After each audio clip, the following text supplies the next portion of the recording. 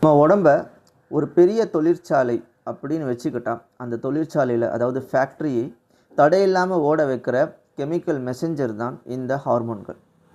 இவங்க நம்ம உடம்போட கம்யூனிகேஷன் சிஸ்டம் மாதிரி வேலை செய்கிறாங்க.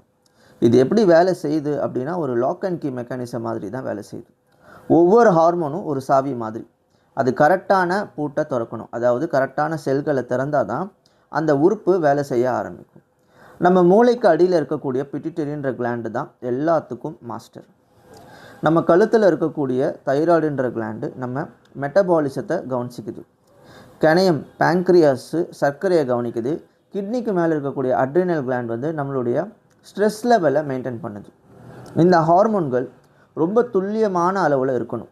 கொஞ்சம் கூடினாலும் குறைஞ்சாலும் பிரச்சனை தான். இன்சுலின் குறைஞ்சா டயபெட்டிஸ் வருது.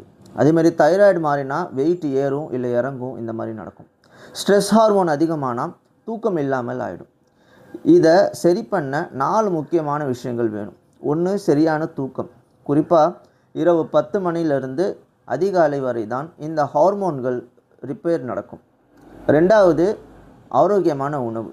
3, மன அழுத்தம் இல்லாத மனநிலை. இதை செஞ்சாலே பாதி பிரச்சனைகள் தீர்ந்துவிடும். இப்போ ஒரு முக்கியமான விஷயம், ஹார்மோன் இம்பேலன்ஸ் வந்தாலே உடனே மாத்திரை எடுக்கிறது இப்போல்லாம் ஃபேஷன் ஆகிடுச்சு. மருத்துவ ரீதியாக சில நேரங்களில் அது தேவைதான், உயிரை காக்கிறதுக்கு அது அவசியம். ஆனால் தேவையில்லாமல் ரொம்ப நாள் ஹார்மோன் மாத்திரைகளை எடுத்துக்குது நம்ம உடம்பு இயற்கையாகவே ஹார்மோன் சுரக்கிறது நிறுத்திடும். அப்புறம் நம்ம உடம்பு அந்த மாத்திரைக்கே அடிமையாகிடும். இதனால தான் வெயிட் போடுறது, மூட் சேஞ்சஸ் போடுற சைடு எஃபெக்ட்லாம் வருது.